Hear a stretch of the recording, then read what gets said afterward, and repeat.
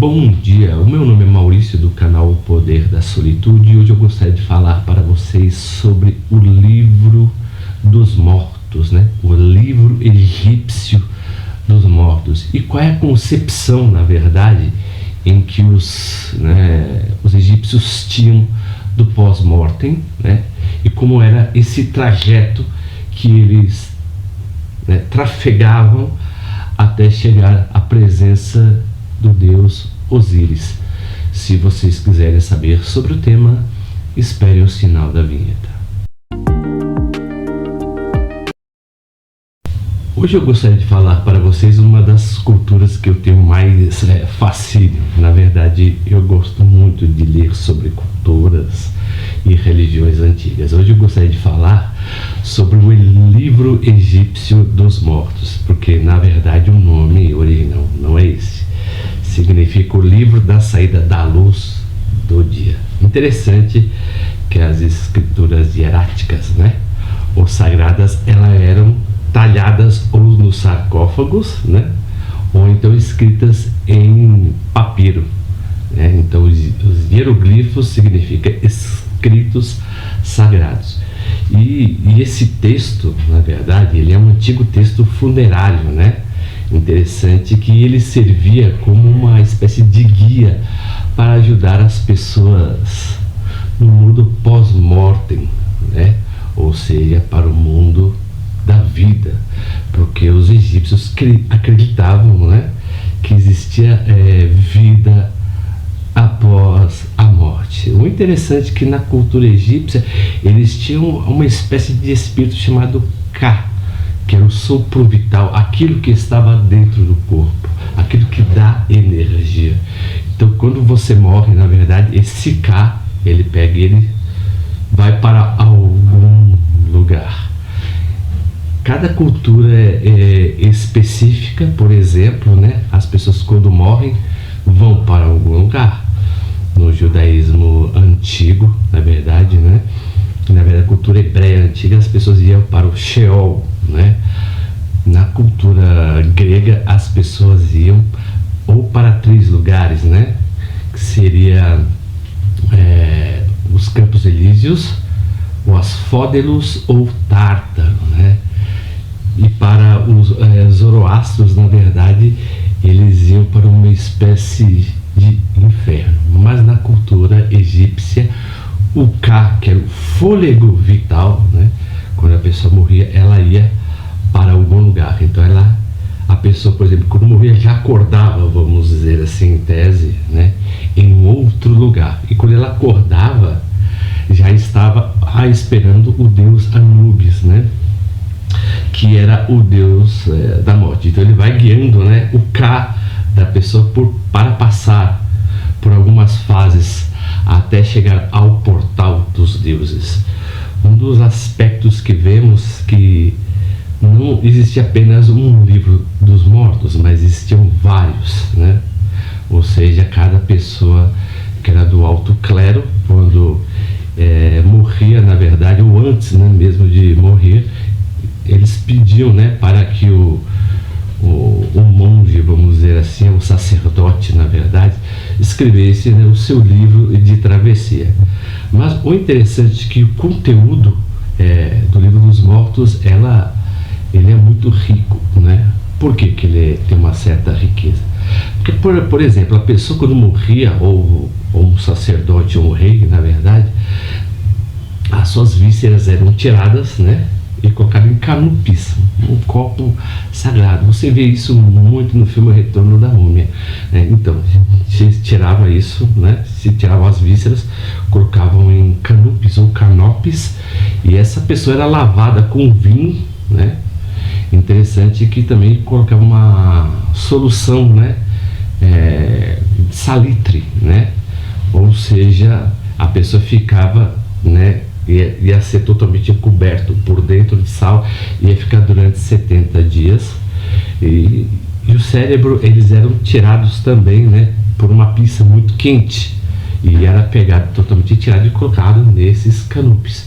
Então a pessoa ficava totalmente embalsamada. Por quê?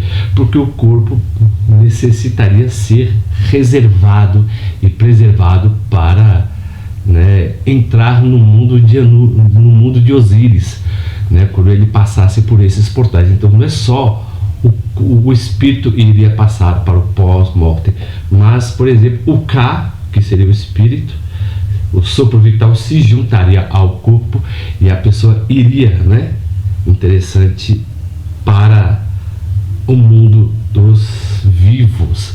Interessante que, como os egípcios, os reis egípcios tinham uma boa vida, eles acreditavam numa espécie de boa vida também, cheia de alegria nesse mundo além dos mortos. Interessante que quando a pessoa morre, vemos isso até mesmo no papiro de Ani, né? Que o propósito e o conteúdo do livro se baseiam em quê? O livro ele se baseia em fórmulas, em encantamentos e instruções para ajudar em sua jornada. Por quê? Porque quando a pessoa ressuscitava, vamos dizer assim, no além, na verdade, quando ela acordava no além, ela tinha diversos seres que atrapalhariam essa sua, né, ao mundo dos vivos. E Anubis apenas acompanhava essa pessoa, e essa pessoa era totalmente tentada, né? Interessante que ela começava a jogar, né, esses encantamentos, também essas magias, para que a sua passagem, né, não tivesse nenhum tormento. E também era cheio de rituais e magias, né, que ajudavam os devotos a manter a sua caminhada. O interessante que vemos que quando a pessoa, né, estava sendo guiada pelo deus Anubis, ela passaria por 40 portais e na frente desses portais, ou então colunas, ela tinha que fazer, né, algumas rezas. Por exemplo, tem alguns estudiosos que dizem que os 10 mandamentos nasceram daí, porque, né, é um livro no capítulo 112a que diz o seguinte: a pessoa quando morre vai passando pelos portais e fala: não roubei, não pequei, não desejei mal ao próximo, fui justo e fui totalmente honesto, né? Então a pessoa, por exemplo, né, estava sendo testada na sua caminhada e ela relembraria todos os seus atos. O interessante é que no livro de Êxodo fala que Hashem, né, endureceu o coração de Faraó, né? Interessante que na cultura egípcia o coração de pedra não era um coração pesado, mas era um coração reto e íntegro, não se inclinava aos seus desejos. Era uma forma de ética. Eu ajo conforme aquilo que acredito e eu ajo conforme o que é o correto.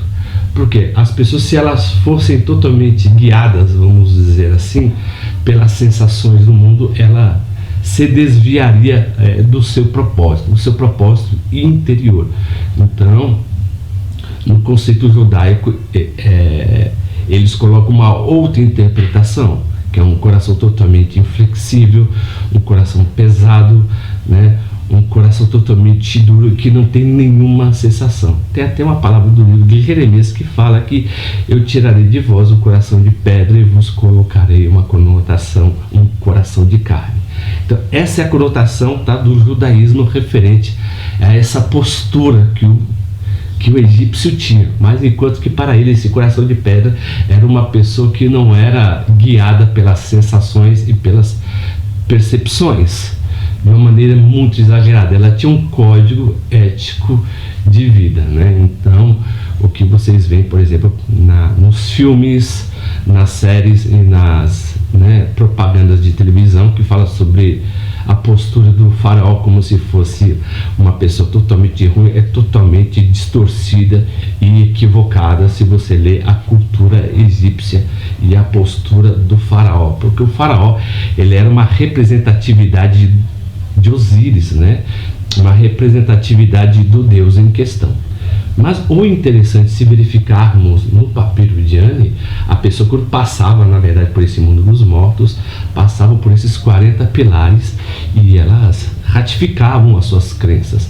Interessante que quando ela ia passando já na fase final, né, ela ia ficar em frente ao deus Tote, a deusa Maat, né, e a Deus Tote, a Deus Mal e Deus Osíris, que estaria no portal. O interessante é que quando a pessoa acordava no pós-mortem, ela já levava uma espécie de coração, né? O que é o símbolo do besouro. Interessante se olharmos, né? Existem mais de 700 mil espécies de besouro no mundo. E no Egito o besouro era um símbolo totalmente reverenciado, porque o sacerdote, né, ou o faraó, quando morria, era colocado uma espécie de besouro no lugar do coração. Por quê? Porque a sua carapaça é dura, né, e, por exemplo, ele tinha também outros atributos que se remetiam até um ciclo de vida e morte, né? Mas o interessante é que quando essa pessoa estava pronta para ser julgada, ela pegava esse coração, na verdade, e lançava um encanto sobre esse coração. E esse coração ficava em frente à deusa Maat. A deusa Maat pegava uma pena, né, da sua asa e colocava e pesava o coração. Mas o devoto, quando ele lançava essa espécie de feitiço, na verdade, sobre o coração coração era pétreo mesmo, mas ao mesmo tempo ele era leve. Por que era leve? Teria que ser leve? Porque seria uma questão de consciência e que a mesma não foi corrompida, na verdade, por alguns fatores vigentes na sociedade e guiado, na verdade, também pelas leis, né, do Egito, né, pelas leis que foram dadas pelos deuses. Assim vemos a grosso modo. Então, no papiro Diane, vemos o seguinte: a pessoa pegava, né, esse coração, lançava uma maldição, um ritual, na verdade, uma magia, e colocava na balança. E o coração, se fosse, por exemplo, um pouco mais pesado do que a pena, era lançado à destruição, que tinha o deus jacaré, na verdade, né, que destruía a alma dessa pessoa. Então, o conceito de banimento, na verdade, da alma na cultura egípcia é o esquecimento, sabe? Não ter lembrança na história. Então, as pessoas que tiveram, por exemplo, uma vida totalmente injusta, elas seriam relembradas mediante, né, os entalhes que tinham nos sarcófagos, né, e também mediante o papiro Diane, porque o papiro Diane era colocado do lado da pessoa quando a pessoa morria.